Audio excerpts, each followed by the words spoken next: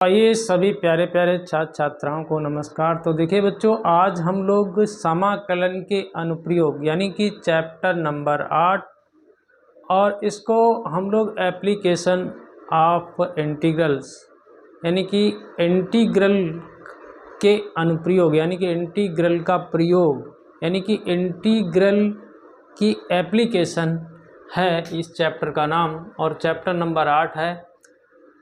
तो यहाँ पर इंटीग्रल तो हम लोग करेंगे ही, साथ ही ये एक डेफिनेट इंटीग्रल है।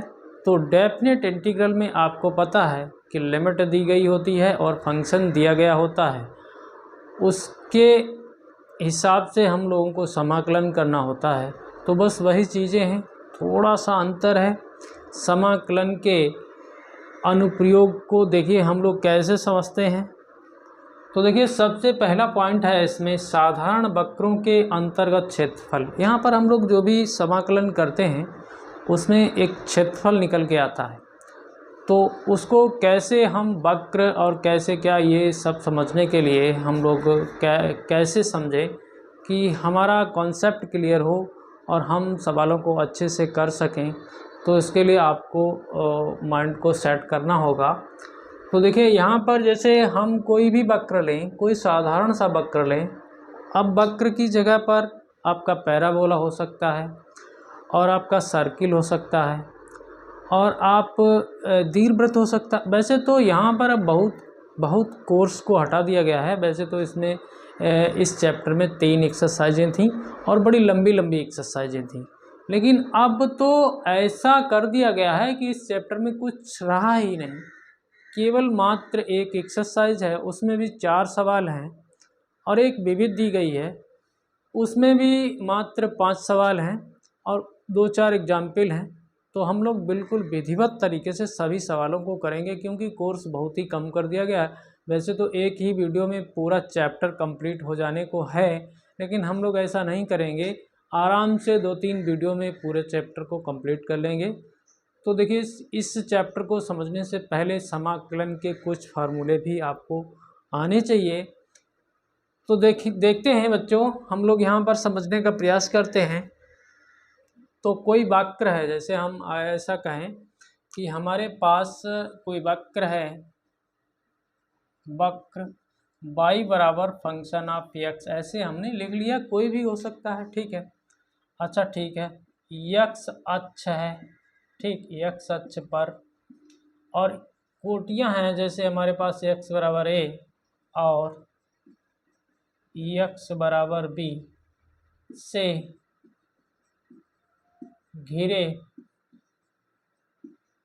क्षेत्र का क्षेत्रफल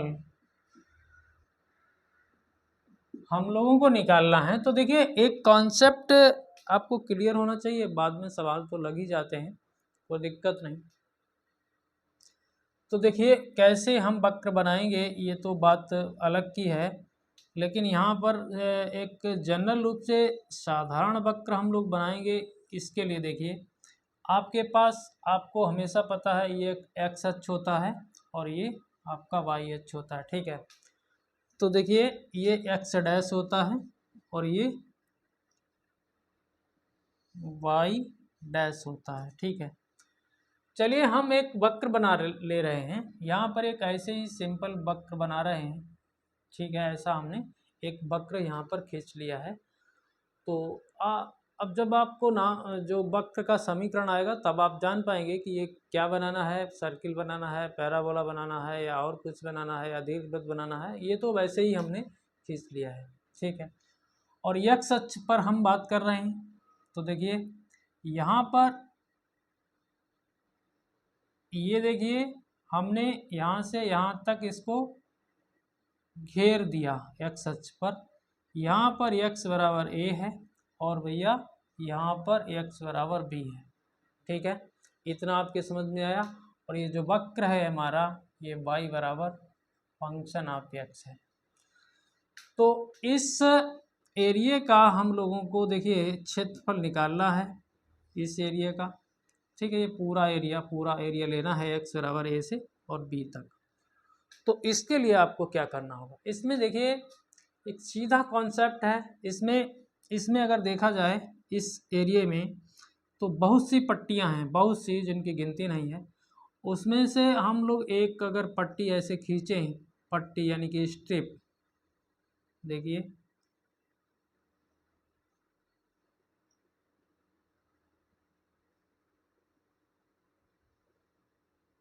एक पट्टी खींचे, ठीक है, एक पट्टी खींचे हैं, तो इसमें इस पट्टी की जो चौड़ाई हमने ली है, ये डेल्टा एक्स ले सकते हो आप। देखिए एक्स के एक्स अक्ष पर हैं, तो इसको डेल्टा एक्स यानी कि हम लोग इसको डी एक्स कह सकते हैं। अच्छा, इसकी जो ऊंचाई है, इसकी देखिए ऊंचाई कितनी है, तो ये यहाँ से यहाँ तक ऊंचाई इसकी वाई है, दिख रही है ना आपको। ये देखिए इधर से अगर देखा जाए तो ये ऊंचाई वाई ही है।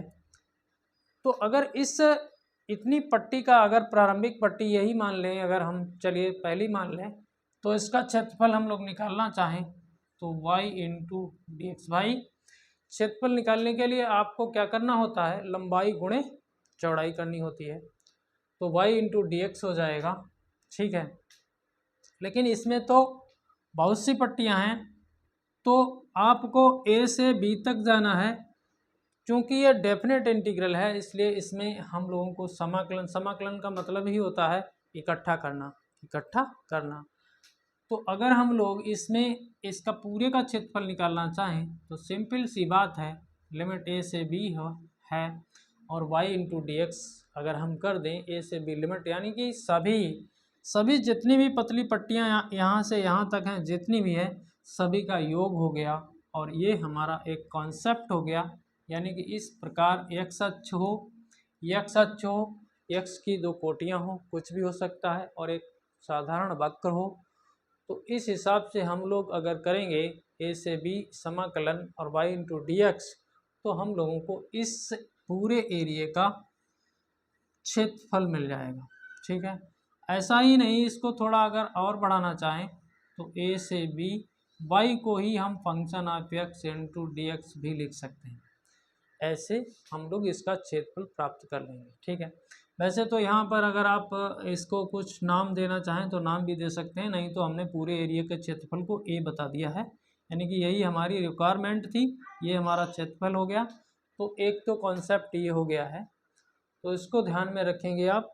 और देखिए ऐसा भी हो सकता है बच्चों, ऐसा भी हो सकता है, इसे मिटा के दूसरे तरीके से हम लोग समझते हैं इसको। ऐसा भी हो सकता है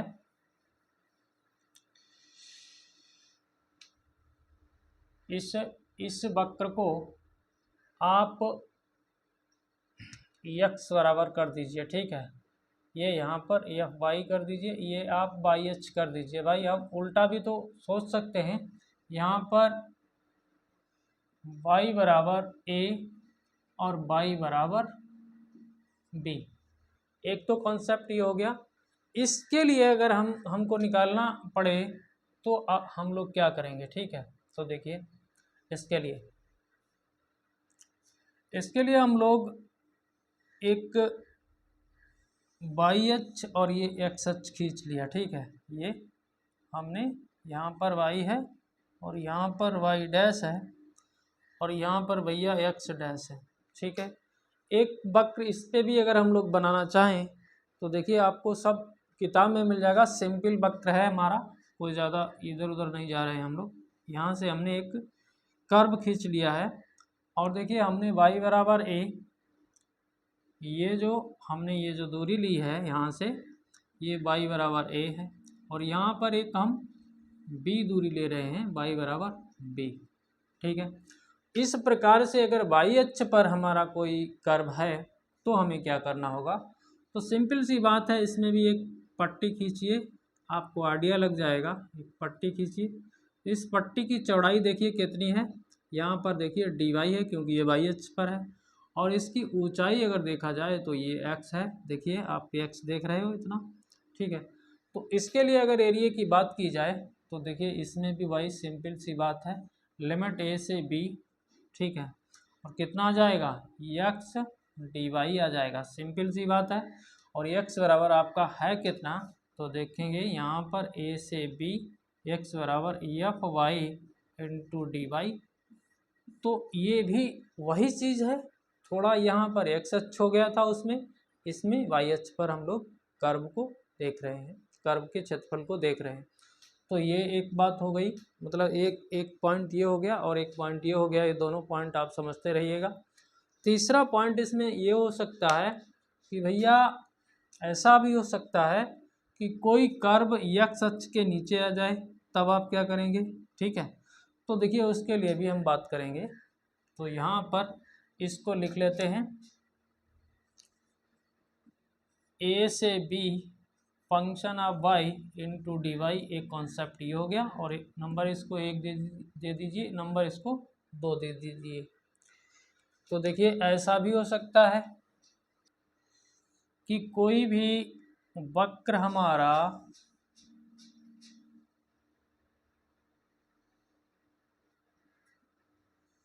ऐसे भी हो सकता है, ठीक है।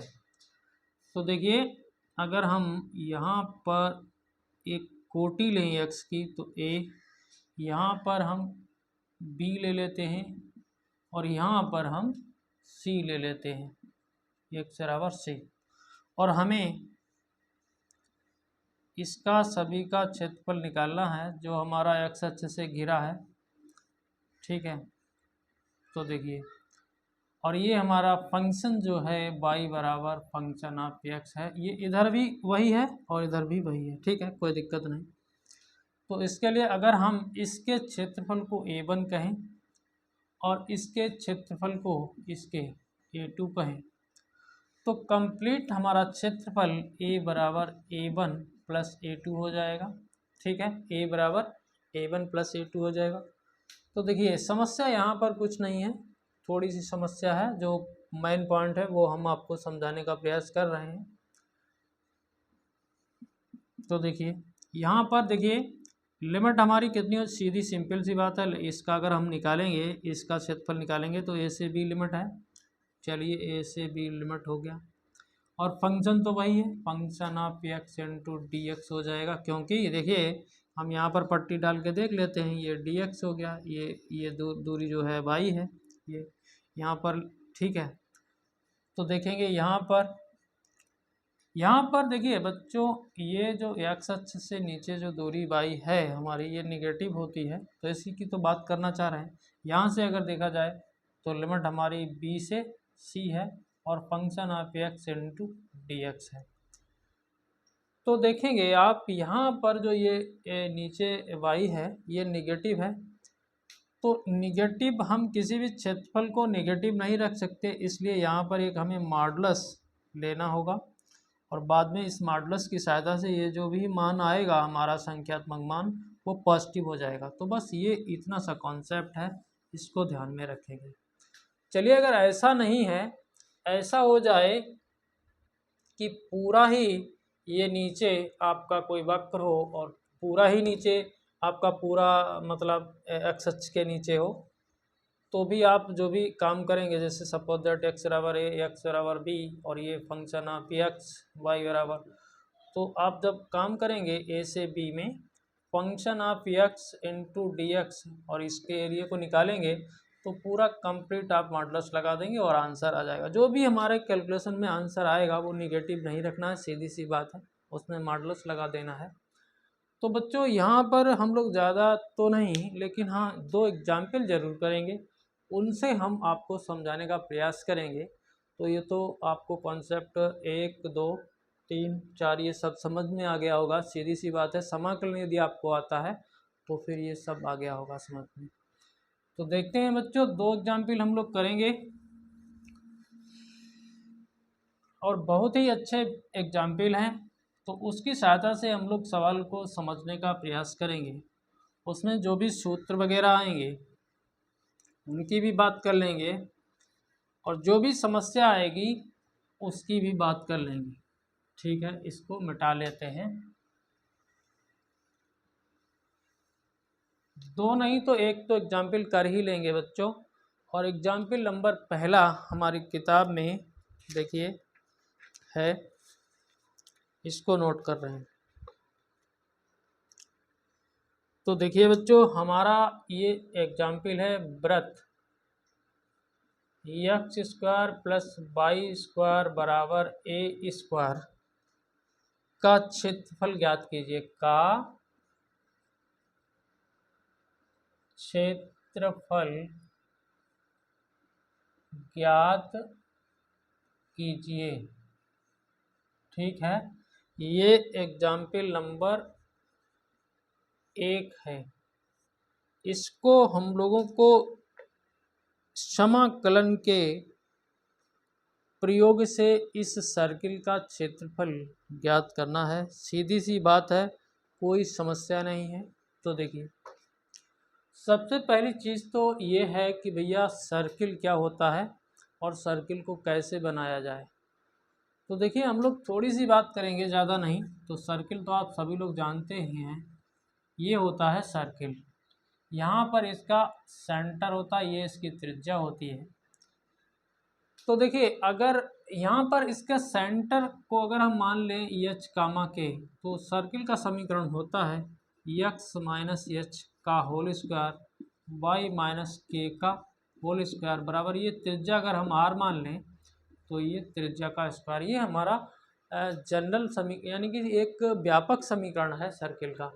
अगर चलिए सपोज दैट हमारा ये सेंटर 0 0 हो जाए, मतलब हम मूल बिंदु पर कोई सर्किल खींच रहे हों और त्रिज्या हमारी आर हो, तो यही समीकरण X square plus Y square बराबर आर स्क्वायर हो जाता है। क्यों? क्योंकि यहाँ पर एच और एक के 0 0 पुट कर देते हैं तो ये समीकरण मिल जाता है। तो बिल्कुल इसी पैटर्न का ये समीकरण है।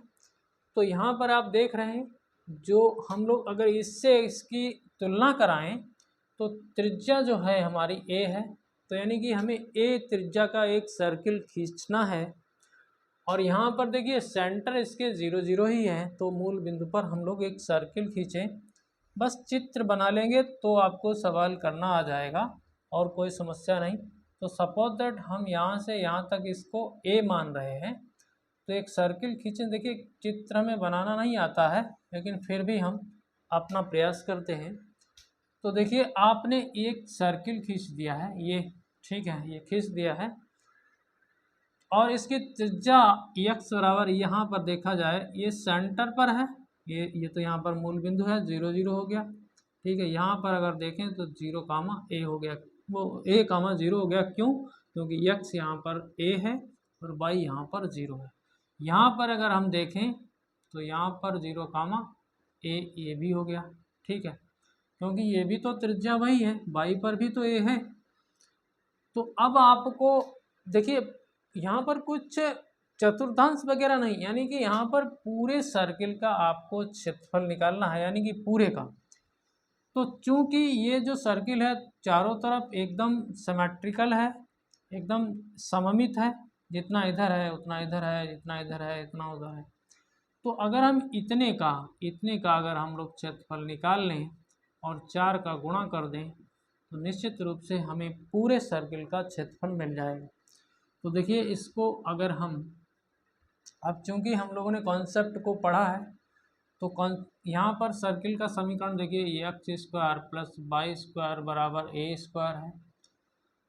तो हमारा कॉन्सेप्ट है कि भैया अगर हमें क्षेत्रफल निकालना है तो ए से B function of X into D X करना होगा। ठीक है, ये समस्या है ना, यही कॉन्सेप्ट है।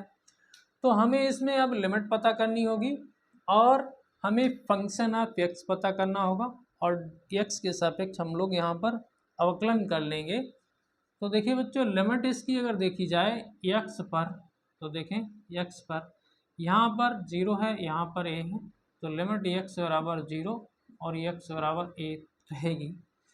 और अगर हम y बराबर निकालना चाहें यहाँ से, तो देखिए X square plus Y square बराबर ए स्क्वायर है, तो भैया वाई स्क्वायर बराबर A square minus X square हो जाएगा।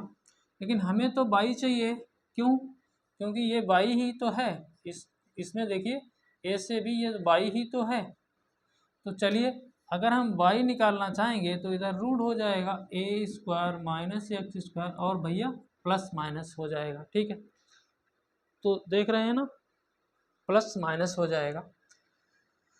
लेकिन यहाँ पर हमें प्लस की वैल्यू लेनी है, क्योंकि ये जो y है हमारा ये प्रथम चतुर्थांश में है। तो आप यहाँ पर y को कितना लेंगे, प्लस लेंगे ए स्क्वायर माइनस एक्स स्क्वायर। यहाँ प्लस लिखो या ना लिखो, ठीक है। y हमारा ये हो गया। अब हम लोगों को अगर हम सपोज दैट ओ यहाँ पर a यहाँ पर b, ठीक है, ठीक है, ये अगर हम लिखना चाहें तो हम लिख सकते हैं अभिष्ट अभिष्ट अभिष्ट क्षेत्र का क्षेत्रफल, जैसे आप जैसे भी लिखना चाहें तो लिखेंगे। 4 की गुणा करनी होगी, क्यों, क्योंकि 4 हैं ये, 1 2 3 4, और ओ ए बी ओ क्षेत्र का क्षेत्रफल, ठीक है। ऐसे करके आप लिख सकते हैं क्षेत्र का क्षेत्रफल, ठीक है। तो देखिए आपका 4 तो रहेगा, और यहाँ पर आपको क्षेत्रफल निकालने के लिए जो लिमिट x बराबर 0 और a तक जाना है, और फिर भैया y को लाना है। y कितना है, ए स्क्वायर माइनस एक्स स्क्वायर का रूट इंटू डी एक्स। बस इसका आप यदि समाकलन कर ले गए तो आपका आंसर आ जाएगा। तो देखिए यहाँ पर हम जो ये पट्टी ले रहे हैं ये सभी ऊर्ध्वाधर पट्टी ले रहे हैं, ठीक है। ये तो उधर करते हैं हम लोग समाकलन इसका।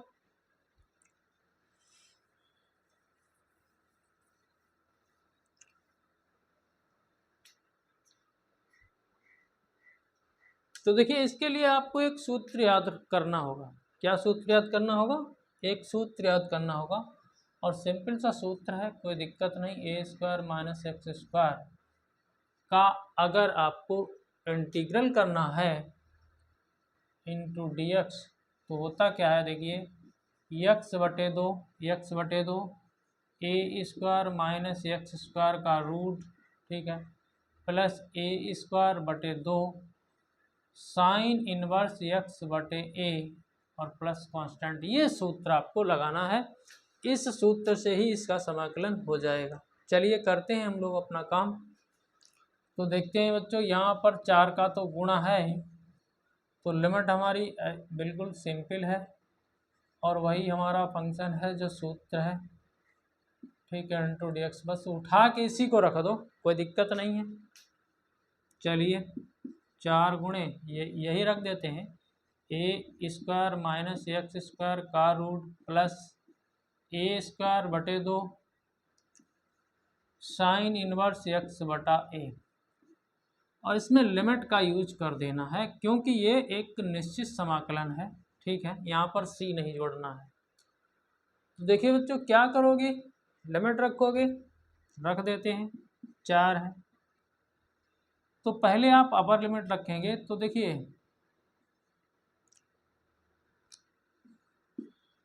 यहाँ पर जैसे ही x की जगह आप a लाएंगे तो ये टर्म 0 हो जाएगा, ठीक है। यहाँ पर तो ए स्क्वायर बटे 2 रहेगा, साइन इनवर्स a बटा a हो जाएगा, ठीक है। अब माइनस लगाइए, अब आप 0 रखोगे तो भी ये टर्म 0 हो जाएगा, यहाँ पर 0 रखोगे तो ये भी टर्म 0, यानी कि कुल मिला के ये भी 0 ही आ जाएगा। तो देखा जाए तो इतना बचा है आपके पास ए स्क्वायर बटे 2 और साइन इनवर्स ए बटे, यानी कि ये 1 हो जाएगा, साइन इनवर्स 1 हो गया। और देखिए 4 ए स्क्वायर बटे 2 और साइन इनवर्स 1 क्या होता है, पाई बाई 2, ठीक है, पाई बाई 2। तो इस 4 से ये 4 गया, तो कितना आ गया, पाई ए स्क्वायर, ठीक है, पाई ए स्क्वायर, ठीक है, ये पाई ए स्क्वायर आ गया। और वैसे भी आपको अगर ये सवाल दे दिया जाए और विकल्प में पूछ दिया जाए, तो देखिए एक वृत्त का क्षेत्रफल पाई आर स्क्वायर होता है, आपको पक्का पता है, पाई आर स्क्वायर। तो भैया यहाँ पर त्रिज्या आर की जगह ए है, तो पाई ए स्क्वायर इसका उत्तर आ जाएगा, ज़्यादा चक्कर में नहीं पड़ना है। तो पाई ए स्क्वायर इसका उत्तर आ जाएगा। अगर सपोज दैट यहाँ पर यहाँ पर 4 होता, ठीक है, तो भैया इसी आंसर में आप रख दो 2 का स्क्वायर, ठीक है, 2 का स्क्वायर यानी कि 4 पाई इसका आंसर आ जाता, ठीक है। तो बिल्कुल सेम ही अगला एग्जाम्पल है, उसको आप लोग स्वयं से करेंगे। नहीं सेम नहीं है, ये तो दीर्घवृत्त का है, तो इसको हम लोग करेंगे, लेकिन इसको अगले वीडियो में करेंगे बच्चों। तो ये ज़रूर समझ के रहिएगा, यहाँ पर ज़्यादा कुछ कैलकुलेशन नहीं है, बस 1-2 सूत्र हैं और 2 केवल, कुल मिला के पूरे चैप्टर में 9 सवाल हैं, ज़्यादा नहीं है। और 9 सवालों के सापेक्ष 4 एग्जाम्पल हैं, वो भी हम लोग करेंगे और सवालों को भी करेंगे। तो मिलते हैं अगले वीडियो में। तो ये हमारा तरीका बताया हुआ एकदम हम सिंपल भाषा में बताते हैं, ज़्यादा अंग्रेजी हमको नहीं आती है, तो ज़रूर समझें और समझेंगे तो समझ में आएगा। धन्यवाद।